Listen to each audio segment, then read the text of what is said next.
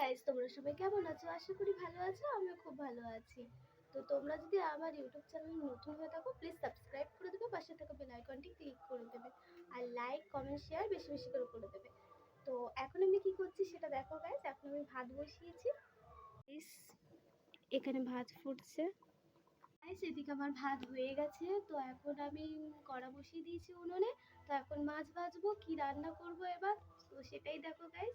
এখানে আমার ভাত হয়ে গেছে, এবার আমি ভাত তুলে রেখে আসবো গাইস। এখানে আমার কড়া গরম হয়ে গেছে, এবার আমি একে একে সব মাছগুলো ভেজে নেবো গাইস। কড়া গরম হওয়ার পর আমি মাছগুলো কড়াইতে দিয়ে দিলাম।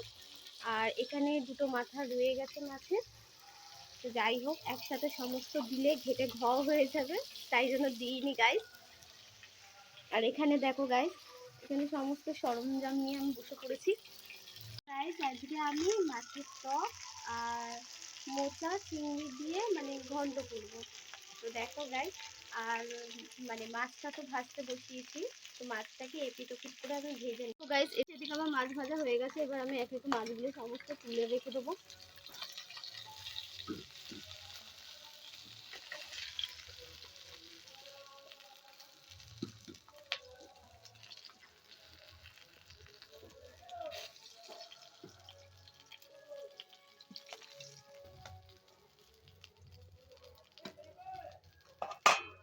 কড়াইতে মাছের মাথাগুলো যে ছিল সেগুলো দিয়ে দেবো।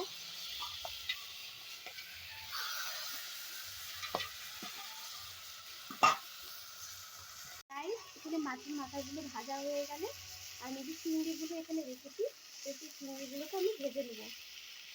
মাছের মাথাটা ভাজা হয়ে গেছে, তো এবার আমি তুলে নেব।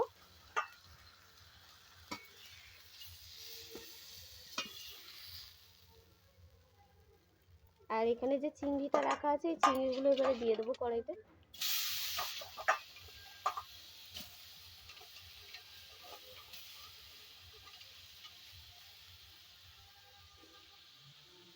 এই চিংড়িগুলো আমি চিংড়ি মাছগুলো দিয়ে দিয়েছি। এবারে এখানে একটু সামান্য একটু তেল দিয়ে নেবো। দিয়ে চিংড়ি মাছগুলো নেড়ে ছেড়ে ভাজা হয়ে গেলে তুলে নেব। তো গাইস, এখানে আমার চিংড়িগুলো ভাজা হয়ে গেছে, এবার আমি চিংড়িগুলো থালার মধ্যে তুলে নেব।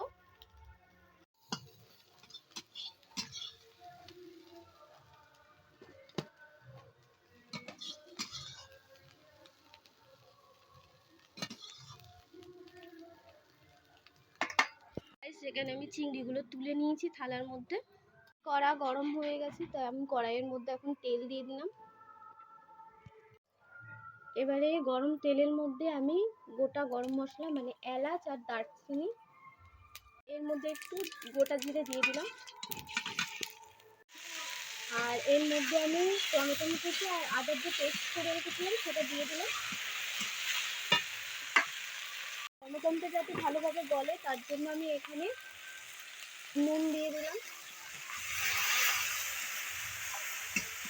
দিয়ে ভালো করে মশলাটাকে কষাবো। আর এর মধ্যে যেটা দেবো সেটা হলো হলুদ গুঁড়ো দেবো। এর মধ্যে আমি হলুদ গুঁড়ো দিয়ে নিচ্ছি।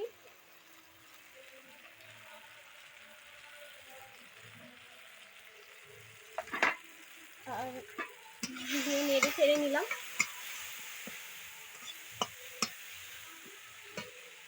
এবারে এর মধ্যে দেবো লঙ্কার গুঁড়ো,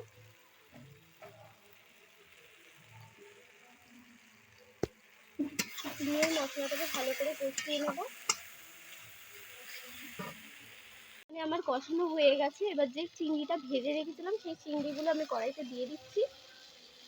চিংড়িগুলো দিয়ে ভালোভাবে মশলাটাকে কষিয়ে নেব। চিংড়ি মাছগুলোকে দিয়ে এবারে আমি ভালো করে কষিয়ে নিচ্ছি। এবারে আমি এর মধ্যে সামান্য একটু জল দিয়ে নেব। জল দিয়ে কষাবো, সামান্য জল দেবো।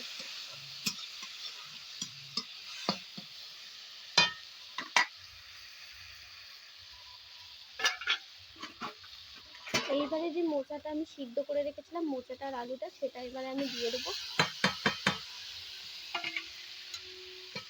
দিয়ে ভালো করে আমি মশলাটার সাথে এটাকে মিশিয়ে নেব। এবারে আমি এর মধ্যে একটু চিনি দিয়ে নেব। চিনি দিয়ে এবার এটাকে ভালো করে নেড়ে ছেড়ে নেব। আমার ফাইনালি মোচা রান্না হয়ে গেছে, তো তোমরা সবাই এবার দেখেন আমার মোচা রান্না হয়ে গেছে। এবার আমি থালার মধ্যে সব তুলে নেব।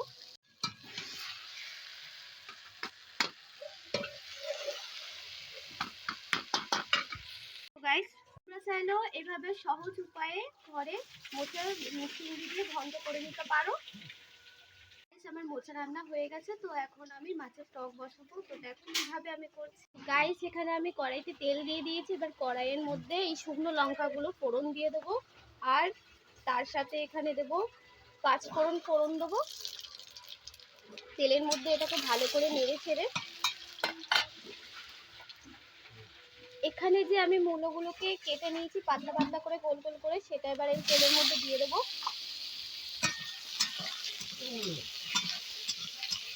এটাকে ভালো করে নেড়ে ছেড়ে এর মধ্যে যে সর্ষেটাকে পেস্ট করে রেখেছিলাম সেটাকে এবার দিয়ে দেবো এর মধ্যে।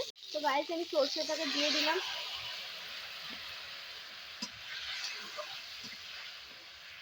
এবারে এর মধ্যে আমি হলুদ গুঁড়ো আর নুন দিয়ে দেবো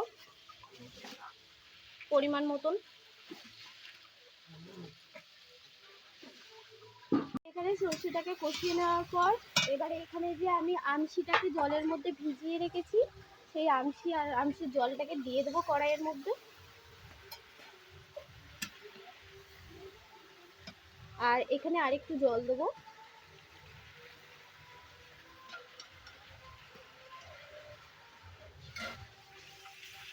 এবারে এখানে জলটা ফুটলে এর মধ্যে যে আমি মাছগুলো ভেজে রেখেছি সেই মাছগুলো আমি এর মধ্যে দিয়ে দেবো। গাইস, এখানে আমার টকের ঝোলটা ফুটে গেছে। তো দেখো এখানে টকের ঝোলটা ফুটছে। এবার এখানে যে মাছগুলো ভেজে রেখেছিলাম সেগুলো দিয়ে দেবো।